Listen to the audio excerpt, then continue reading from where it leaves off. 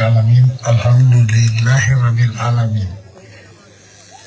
Assalamu alaikum wa rahmatullahi wa barakatuhu. My fellow Gambians, fellow citizens of the Gambia and non-citizens of the Gambia in the Gambia, friends of the Gambia, Gambians both at home and abroad, I greet you. Assalamu alaikum wa rahmatullahi wa barakatuh. This has been the long-awaited announcement that all of you expect or are expecting over the years. Thank you very much for your patience, and I want to make it crystal clear that I've always longed to come back to my homeland, my motherland, the Gambia. First of all, you all know the events that led to me leaving the country, leaving the Gambia to come here. It was a result of a dispute over the election results that most of you call the impasse. What brought it about was the fact that they announced the first results that were accepted only for the IEC, the same IEC that conducted the elections,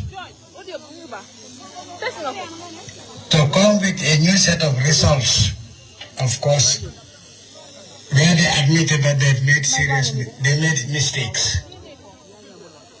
That being the case, we decided that the whole issue has to be settled in the Supreme Court. We are not going to accept the results. This is what brought about the problem. Okay. What happened was, when the first set of results were announced, most of the people, most of my officials rejected the results. But to avoid any problems in the country, okay, the country was so much polarized, I discussed with them and we agreed that, okay, I can accept the results as they are. Despite various discussions with the IEC chairman, then Aliu Momar Njai, we made it very clear that we are going to challenge the results. It was very clear to him. Then 3 days later, I think 3 days later or whatever, they came with a new set of results. All this information was passed to the ECOWAS, EU, and the UN. That we are not going to accept the results, for which ECOWAS dispatched a team of heads of state, the then chairwoman, or chairperson they call her, Her Excellency President Ellen Johnson Sirleaf of Liberia, His Excellency the late President of Nigeria, General Buhari, and the President, now the current President of Ghana, who at that time was also facing elections. He lost, he went out, now he has been re-elected. To cut a long story short, they came, and I made it very clear to them. They asked me, it was Buhari himself. I don't want to talk about somebody that has passed away. I will not accuse him of anything, because that will be a grave sin. He asked me, and I know the president of Ghana is there, back to power. He was there, and the president of former president of Sierra Leone, Ernest Bai Koroma, they are alive. President Buhari asked me, "What are you going to do now?" I told him, all what I need is we have a petition that we want to take to the Supreme Court of the Gambia, because any election dispute in this country must be settled through constitutional means. Nullifying the result does not mean that there wouldn't be elections. We want fresh elections. He asked me, what is the time frame? I told him, according to the constitution, that's what we want to do. I think it was within 6 months. Okay? He told me, in the presence of Elijah Salif is alive as well, that don't do anything illegal. I told him I will never do anything illegal. I accepted the results only for these people to come with new results, claiming that they were wrong. The first results, they made a mistake. How is that possible? Then later on, I learned that the servers for the elections were based in Dakar.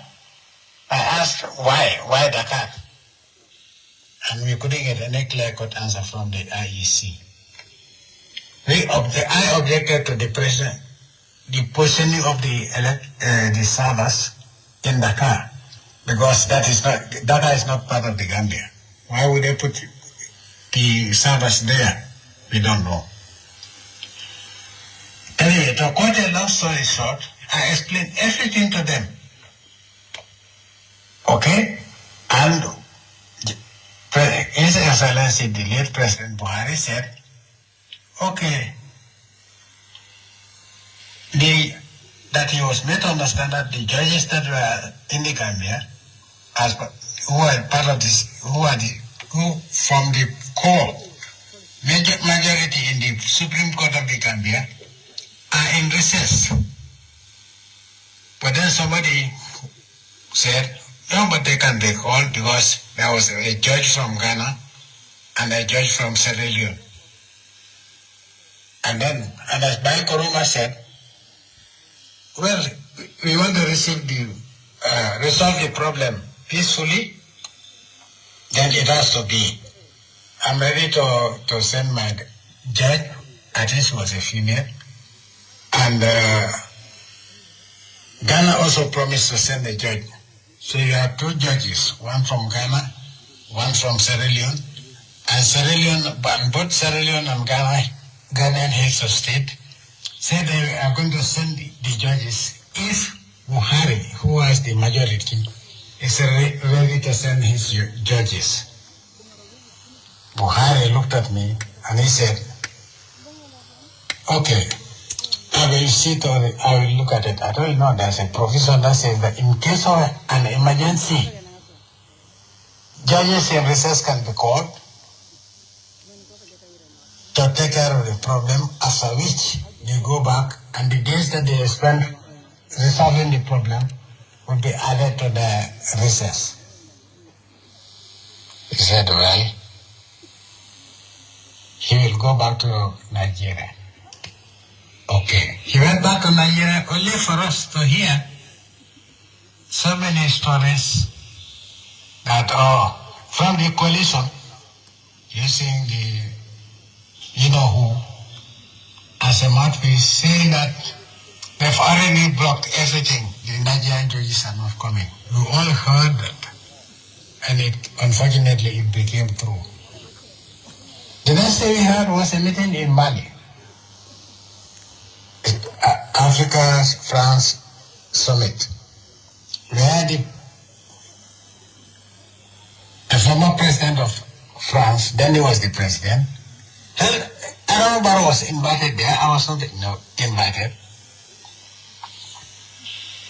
He held his hand and said, this is going to be the president of the Gambia, whether anybody likes it or not. So he is the president of the Gambia, and you should accept him as president of the Gambia. Okay. Well, he's not a member of, France is not a member of the ECOWAS. France is not a member of the EU. France is not a member of Africa. So, for somebody to come and declare in the presence of African heads of state that this is the president, whether anybody likes it or not, the president of the Gambia.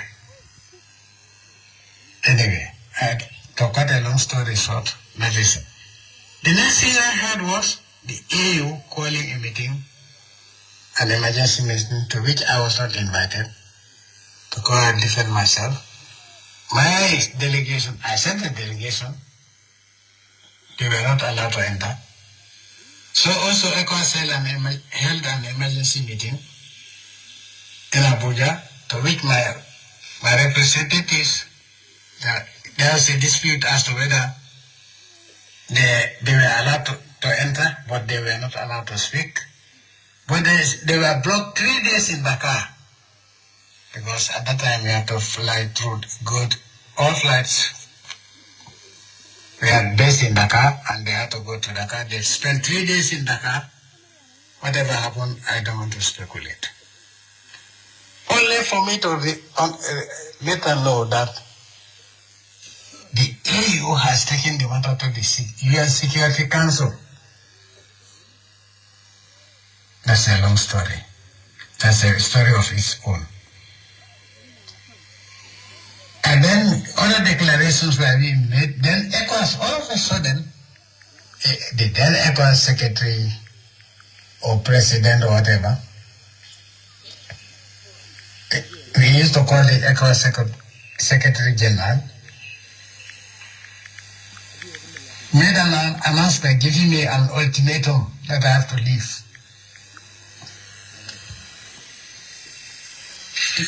But before that, the heads of state came again, okay, and then and the heads of state from ECOWAS came again. But anyway, that's another story.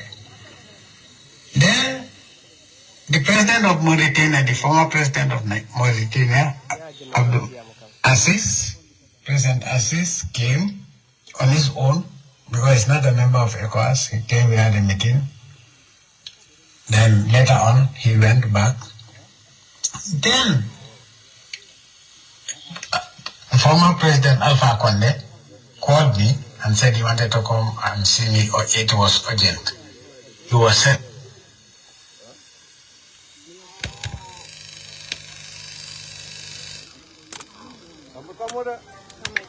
Anyway, answer ya jamal betiamo kan anyanta katiamo la nyambari konneto ko ni wala manta so wala na ya sorry, the call the audio was cut off by a call. Okay.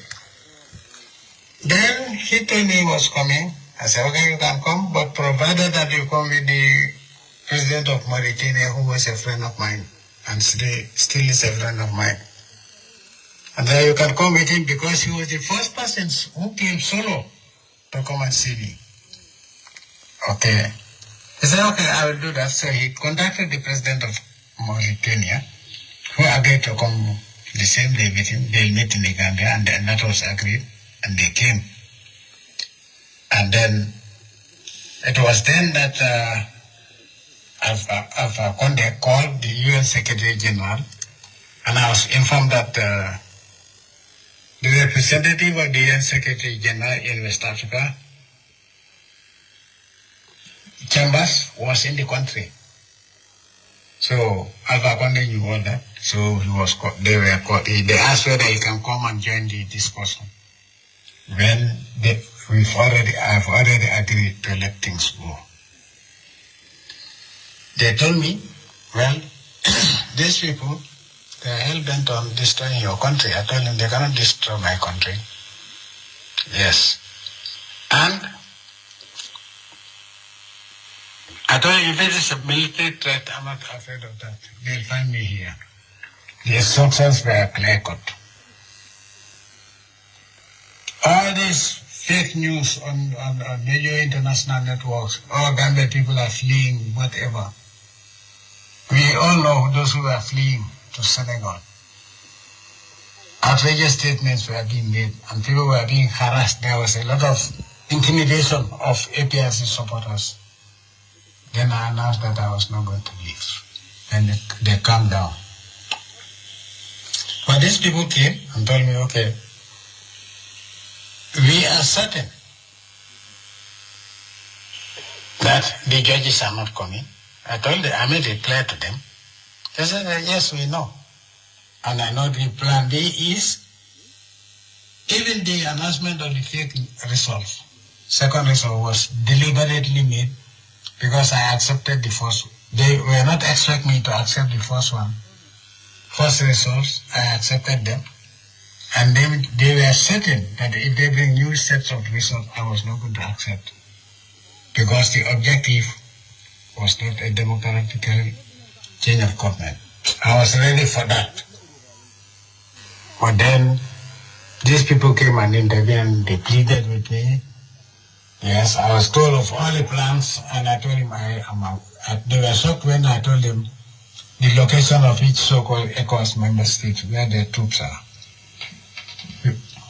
And I made it very clear, as long as they don't enter the Gambian territory, we are not going to take them. But if any one of them enters the Gambia, we are going to wipe them out.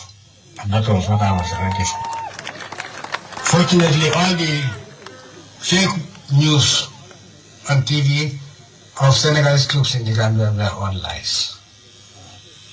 They gave a deadline. They gave me an ultimatum. That Secretary General of ECOWAS then, I think it's a Benino or whatever, told me to leave. The same ultimatum that was given to Saddam Hussein before the invasion gave me the date I should leave with my family to another country, and let the new coalition government take over. I just laughed. But anyway, it's a story that we wanted the whole thing to be treated by the Supreme Court. The judges were blocked for whatever reason. And so, because there was no recourse to legal resolution of the conflict, I decided to leave.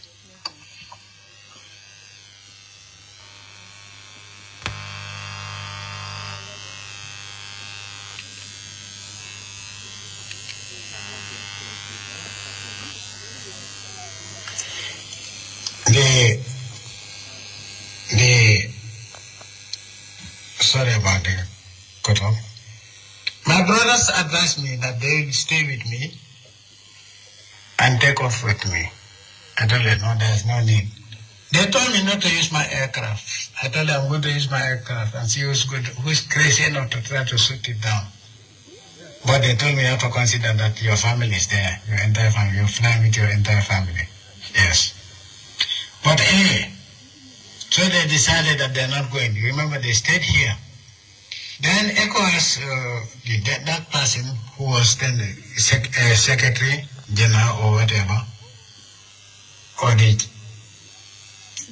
call whatever name they is called, I think President or Chairperson of the ECOWAS, made an announcement that these people were supposed to come.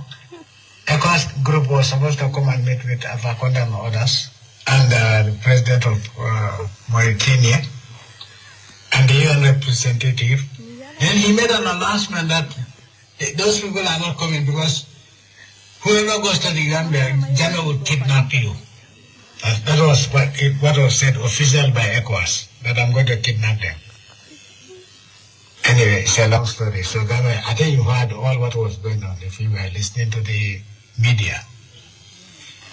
So they were turned out, and so I decided to leave. But the agreement secured by Alpha Conde and President Assis, together with then Chambers was authorized to sign on behalf of the UN Secretary General. Okay? When Alpha Conde made the call, I was there. So the whole draft memorandum of understanding was drafted in my presence. And then it was announced in my office. I made the announcement that I'm leaving. What was agreed in the memorandum of understanding is very clear. So if you want to know, go to the UN website. And of course, I'm happy that Khalifa Saleh was told to sign by, he said he was authorized to sign Then President Adama Barrow was in Dakar. Okay? So, that one was given to the, okay, Halifa Saleh signed the agreement, okay, for a fact, and Chambers signed for the UN Secretary General, okay, I signed, and then Alpha Conde and others signed, I think so, yes. So there were guarantees, and that they pleaded with me to leave. ECOWAS pleaded that these people, the coalition said that they are not, because originally I wanted to go back to my farms. I was told by all these groups that the coalition is not comfortable with you being in the Gambia. Yes, because you have massive support from the people and from the military. And I made it very clear in the argument that if somebody is elected and he doesn't want to be guarded by his own people, then the election, there's something wrong with the election. Because I've never brought foreign troops to protect me because of the election. And I'm being, we post not it. They know that. We can wipe them out in a minute. But we're not going to do that. I'm not going to do that. I don't want any child, Gambian child, to be a refugee. We know the conditions of the refugee camps. I don't want any Gambian woman, any Gambian for that matter, to flee the country for whatever reason because of your journey. I love the country, and I have to live in peace. Leave the country in peace, and that was why I decided to leave. To give them a chance. They told me, you have to go outside of the country. Something I rejected before. They pleaded with me, and I said, okay, I looked at it. Watched CNN, I saw people that were moving in other parts of the world, refugees, and the way they are treated. I said, okay, I don't want any Gambian, my friend or my family or my enemy, to go through this very, very, very humiliating treatment. That is not what I have for the Gambians, all Gambians for that matter. And so I decided to, they said they were going to stay with me. Alpha Conde and Assis of Mauritania, and they took off with me. The rest is history. It was agreed that I can leave and come back after 6 months without preconditions. That is what is there. That I can go back to the Gambia as a Gambian citizen, and there were so many things that were guaranteed. And as soon as I left, you all know what happened. Now, I'm here to tell you that 6 months turned out to be almost 9 years. 9 years plus. And today, I want to announce to you that come November, this November 2025, I'm coming back to the Gambia. The date,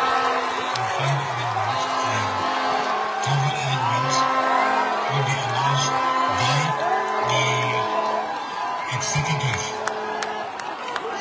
interim leader.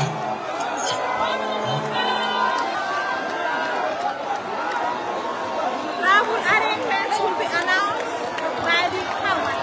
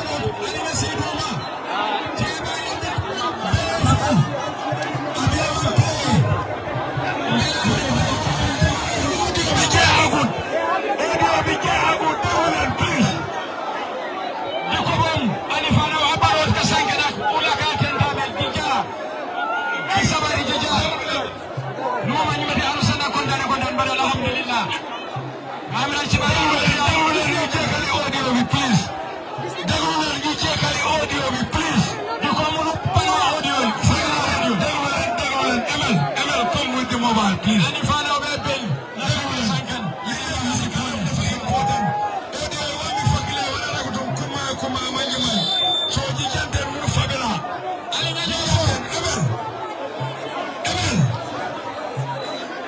November te bayla. Kita tell me just somebody order one more for you for my son Fafa.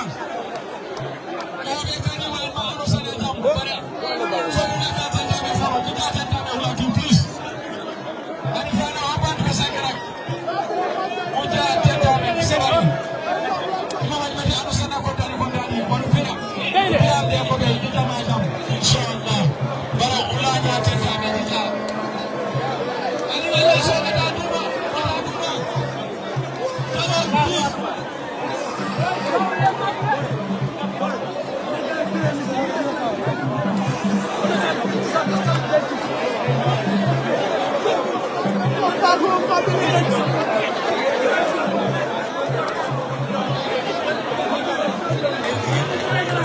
I signed, and then Avakonda Moda signed, I think so, yes. So there were guarantees, and that they pleaded with me they told me, you have to go outside of the country. Something I rejected before. They pleaded with me, and I said, okay, I looked at it, watched CNN, I saw people that were moving in other parts of the world, refugees, and the way they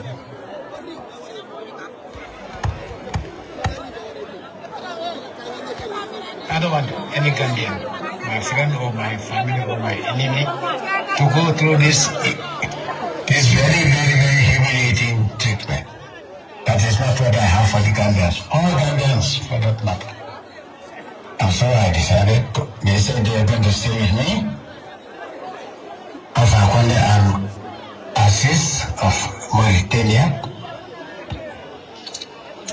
And they took off with me. The rest is history. It was agreed that I can leave and come back after 6 months without preconditions. That is what is there. But I can go back to the Gambia as a Gambian citizen, and there were so many things that were guaranteed, and as soon as I left, you all know what happened. Now, I'm here to tell you that 6 months turned out to be almost 9 years. 9 years plus. And today, I want to announce to you that come November, this November 2025, I'm coming back to the Gambia. The date and flight arrangements, travel arrangements will be announced by the executive interim leader Omodi Afetanda, deputy as admin secretary would work on this together with us. That is the travel details. And by the grace of the Almighty Allah, the travel details will be announced soon. These are the people that will make the announcement. Period. I want to thank every one of you for your support. I also want to thank the APFC for their support. And I want to advise everyone. The APFC, we are not known for violence. Violence has been exalted on us. I don't want anybody to take the law into your own hands. I have a right to stay because the Supreme Court was supposed to judge, and that is the democratic and legal solution, peaceful solution to the problem. The Constitution was disrespected, no problem, because there was a hidden agenda. I don't want to go further than that. But this announcement does not mean that APRC nations should take the law into their own hands. No. Let us be law-abiding as before, Let us love our country. Let us not be the cause for any bloodshed or any violence in the Gambia. I have to come back and say that's my country. Nobody can prevent me from coming in. I mean, I have missed my country. It was supposed to be 6 months. Now you know how long I've stayed out. And I can hear you people yearning for me to come back. It's not that I don't want to come back. But I always made it very clear. I want to come back. Inshallah, by the will of the Almighty Allah, I will come back month of November 2025. I don't want anybody to be engaged in violence or breaking the law. You must be law abiding. I want to come and stay peacefully in my motherland. May the Almighty Allah grant us that day in November, inshallah, by His grace. I left by His grace, and I want to come back by His grace and will. Assalamu alaikum wa rahmatullahi wa barakatuh to all of you.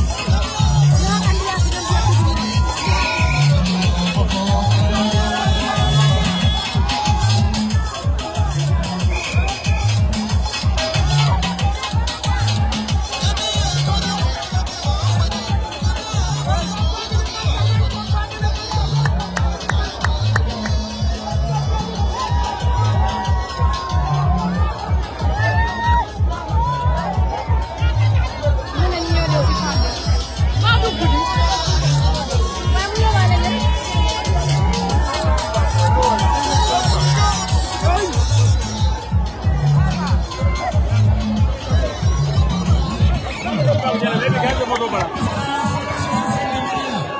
Those of you from the media, you can contact the media director, myself, Sadi Kubaji, so in case you want the audio, please. Those of you from the media, please, I'll supply you with the 1.7.